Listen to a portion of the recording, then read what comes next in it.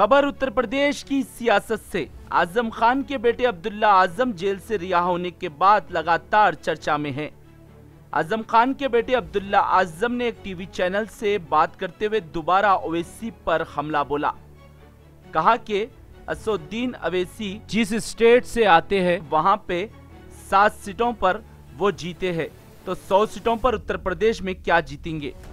इन्होंने ये भी कहा कि आजम खान ने ओवैसी के लिए पैगाम दिया था जो बड़ी लड़ाई हो रही है उसका साथ दे, और कहा कि 100 सीटों से सरकार तो नहीं बनेगी, लेकिन जो सरकार बन रही है वो बनते बनते रुक जाएंगी। कल उत्तर प्रदेश में प्रेस कॉन्फ्रेंस के दौरान ओवैसी से एक मीडिया के नुमाइंदे ने अब्दुल्ला को लेकर सवाल किया था। ओवैसी ने अब्दुल्ला पर तंज कसते हुए कहा था कि उनको किससे नुकसान हुआ वो समझे। अब उत्तर प्रदेश में अब्दुल्ला आजम लगातार ओवैसी पर हमलावर हो रहे हैं। वाज़ेह है कि उत्तर प्रदेश में मजलिस इत्तेहादुल मुस्लिमीन के हर इंतखाबी जलसों में असदुद्दीन ओवैसी की जबान पर आजम खान का जिक्र जरूर हो रहा था, चाहे वो उत्तर प्रदेश रहो, हैदराबाद रहो, या कोई प्रेस कॉन्फ्रेंस रहो, या फिर लोकसभा रहो। लेकिन अचानक अब्दुल्ला आजम ओवैसी पर सीधा हमला बोल रहे हैं। जानकारों की माने तो उत्तर प्रदेश में आजम का नाम कोई नहीं ले रहा था, क्योंकि योगी सरकार और योगी सरकार का बुलडोजर खौफजदा कर रहा था। उत्तर प्रदेश में मुसलमान कायद असदुद्दीन ओवैसी बेखौफ होकर आजम खान ही नहीं, अतीक और उसके अलावा मुख्तार का भी नाम ओवैसी की जबान पर। ओवैसी सिर्फ इन 3 लोगों का नाम ही नहीं, 27% मुसलमान उत्तर प्रदेश की जेलों में अंडर ट्रोल और 19% मुसलमानों की बात करते हुए मुसलमानों को ताकत और एहसास दिला रहे थे। लेकिन उत्तर प्रदेश में अखिलेश ने जो दाव मुसलमान वोट को खींचने का आजम परिवार पर चला है, उसके लिए ये बयानात अब्दुल्ला आजम से अखिलेश की हिदायत पर दिए जा रहे हैं। इस तरह की खबरें अब सामने आ रही है, क्योंकि उत्तर प्रदेश में आजम का नाम योगी के खौफ से कोई नहीं ले रहा था। इस तरह की बात भी अब सामने आ रही है। उत्तर प्रदेश में यकीनन 19% मुसलमान हैं और अखिलेश को खौफ मुसलमान वोट बिखरने का सता रहा है।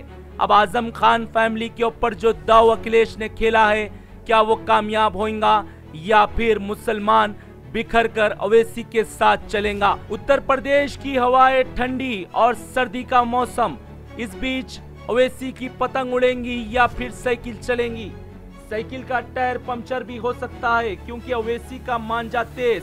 उत्तर प्रदेश में ओवैसी ने किया नया गठबंधन तैयार, अखिलेश और योगी का मुकाबला ओवैसी के साथ। उत्तर प्रदेश में मुसलमान किसके साथ जाएगा, ओवैसी या अखिलेश। उत्तर प्रदेश में 403 असेंबली सीट, 130 सीट पर मुसलमानों का दबदबा। ओवैसी मैदान में उम्मीदवारों को उतार रहे हैं और अखिलेश खौफजदा ओवैसी से हो रहे हैं। उत्तर प्रदेश में ओवैसी के खिलाफ उत्तर प्रदेश में अखिलेश भी मुसलमान उम्मीदवारों को मैदान में उतार रहे हैं। अखिलेश का दाव आजम परिवार पर, ओवैसी का नया गठबंधन मुकाबले के लिए तैयार, ओवैसी का मांझा तेज। उत्तर प्रदेश में सरकार किसी की भी बने हमें फर्क नहीं, लेकिन मुसलमानों को हिस्सेदारी ना हमें मंत्री ना संतरी, ओवैसी का कहना है। ओवैसी का दावा ये भी है कि उत्तर प्रदेश में मजलिस इत्तेहादुल मुस्लिमीन का खाता खुलेगा। जानकारों की माने तो उत्तर प्रदेश में सरकार किसी की भी बने, मुसलमानों की अहम भूमिका। उत्तर प्रदेश में यकीनन 10 मार्च के नतीजे हिंदुस्तान की सियासी तकदीर तय करेंगे। ब्यूरो रिपोर्ट, भारत की तरक्की।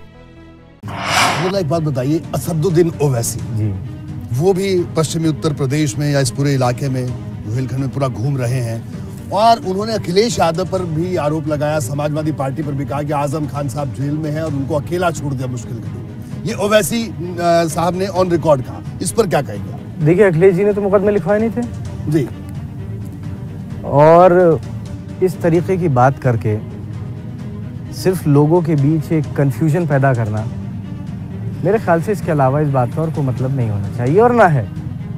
आपको लगता है ओवैसी कुछ सफलता हासिल कर पाएंगे? मैं इतना जरूर कहूंगा कि 100 सीटों पर लड़के सरकार तो नहीं बन सकती जी, लेकिन आप बनते बनते रोकी जरूर जा सकती है जी। और जो पार्टी जिस स्टेट को बिलोंग करती है उस स्टेट में उसकी शायद 6 या 7 सीटें जी, तेलंगाना जी, वो उत्तर प्रदेश में 100 सीटें जीत सकते हैं। खुद बताइए, जिनकी अपने राज्य में 7 सीटें हैं जी, वो यूपी में 100 सीटें जीतने आ रहे हैं या किसी और को जिताने आ रहे हैं, ये एक बहुत बड़ा सवाल है। और दूसरी बात, वो आज़म खां साहब की बहुत उन्होंने एक बात कही, मुर्दाबाद आए थे जी, कि मेरे वालिद के साथियों में से थे, तो मैं आज़म खां साहब ने मुझसे यही पैगाम भेजा था उनके लिए भी कि अगर वो इतना एहतराम मेरा करते हैं और ये मानते हैं कि मैं उनके वालिद के साथियों में से था, तो मेरी इतनी बात माने कि कुछ ऐसा ना करें जिससे एक बड़ी लड़ाई का नुकसान हो जी, और जिससे मुल्क का नुकसान हो। क्योंकि बिहार में जो हुआ वो सब जानते हैं, कोई आज के दौर में ऐसा नहीं है जिसे नामालूम हो कि बिहार में क्या हुआ था, जी। कौन कितनी सीट पर जीता और किसने कितनी सीटें हरवा दी, जी। ये सबको मालूम।